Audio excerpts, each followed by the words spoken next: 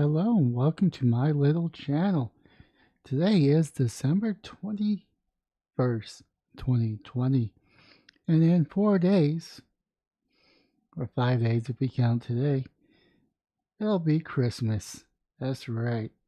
December the 25th is in sight. But that's not what I'm talking about today. We got to talk about somewhat of the state of the United States and the world. That's right. The second stimulus check. Congress has struck a deal Sunday on nearly 900 billion COVID-19 relief packet that includes a new round of direct payments and help for jobless American family and business struggling in the pandemic. The agreement includes stimulus checks up to a measly $600 a person based on income, a federal unemployment insurance bonus of $300 per week. I mean, the $300 a week does add up, don't get me wrong. Over 284 billion more in loans for a business struggling to pay rent and workers. Vaccine distribution funds of that's part of that. I hope not. So the way this is saying is 284 billion more in loans for business struggling to pay rent and workers, and vaccine distribution funds. So is that part of it? I hope that's a separate part. And 82 billion in funding for colleges and schools. It includes a Democrat priority of 25 billion in rental assistance and extensions of eviction moratorium.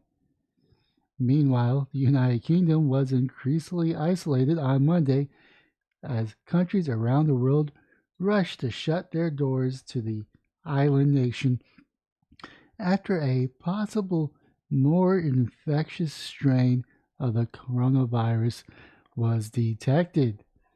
That's right, according to the sciencemag.org, so it must be trustworthy.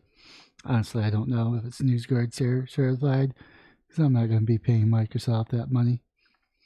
On December the 8th, during a regular Tuesday meeting around the spread of the pandemic coronavirus in the United Kingdom, scientists and public health experts saw a diagram that made them sit up straight. Kent in southern England, or southeastern England, was experiencing a surge in cases, and pathogenic trees shown in viral sequences from the country looked very strange, says Nick Lohman, a microbiologist. I really wish that they would have like easy sounding titles, but oh well. At the University of Birmingham, not only were half the cases caused by one specific variant of SARS-CoV-2, but the variant was sitting on a branch of the tree that is literally stuck out from the rest of the data. I've not seen that part of the tree that looked like this before, Lohman said. Less than 2 weeks later, the variant is causing mayhem in the United Kingdom and elsewhere in Europe. Yesterday, the UK Prime Minister Boris Johnson announced stricter lockdown measures,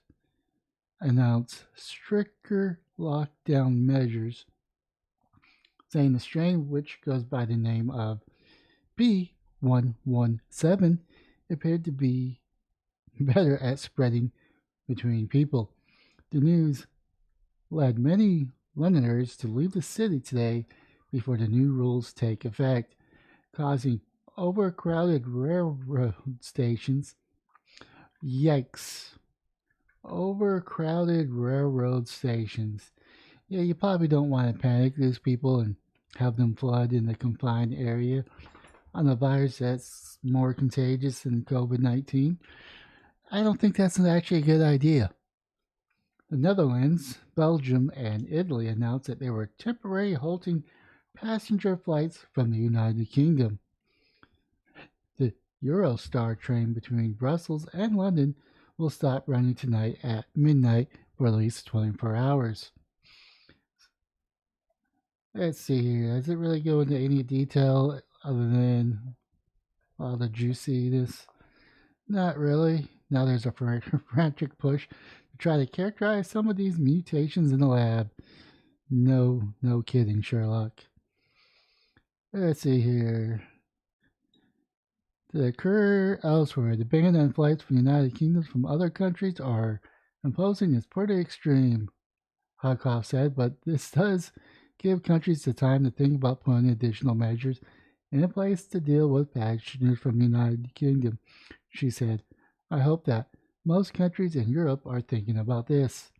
But scientists says B117 may have already been much more widespread. Researchers in the Netherlands have found the same. No, they haven't. They have found in samples of one patient taken early December. The child, yeah, this is going to be COVID-19 2.0. It's going to be COVID 20. You thought this year is going to be terrible? You thought this year was going to be terrible?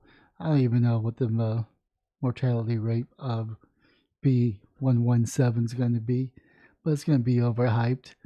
We're going to stay shut down.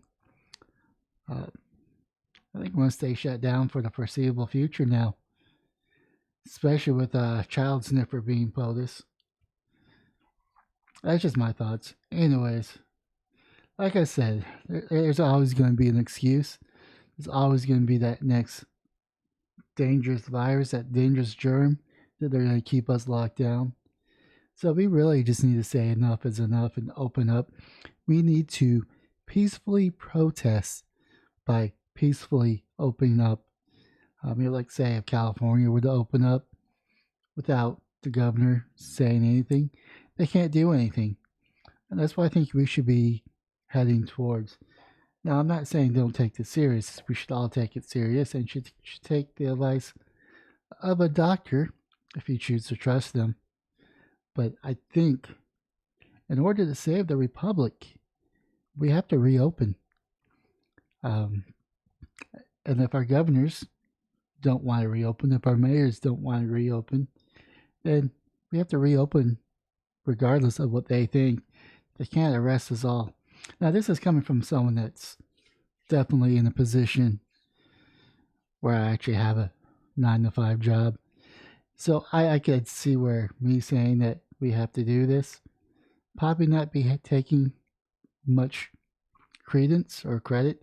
But however, the stimulus check, the stimulus bill, this COVID relief bill does affect me in the long term, and it's going to affect everyone. I was actually listening to a podcast with Young Ripper. I think his name is Eric Johns, it doesn't matter. But he mentioned that the checks that we're getting are going to be getting here in a couple months.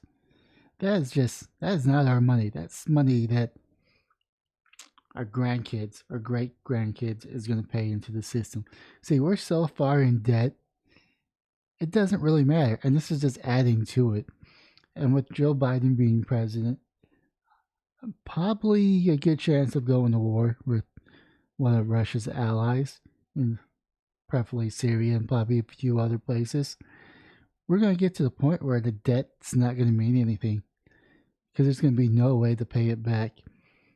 And that's going to crash the dollar. And if we lose, I don't know. I don't even want to think about that because that's kind of, if the dollar loses value or loses face, that's going to take Europe with it. It's going to take maybe China with it unless they got their money tied into something else. But yeah, this is terrible. So yeah, I see lockdowns probably towards the end of Joe Biden's presidency. I'm predicting 2023, maybe. And it's going to be a political move after the United States economy is shut down. then he's going to reopen and try to win re-election, or Kamala Harris is going to try to run again, this time as a president. That's my prediction. Hopefully it doesn't come to that.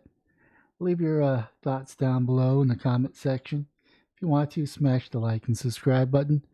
But most importantly, try to have yourself a wonderful day, morning, or evening.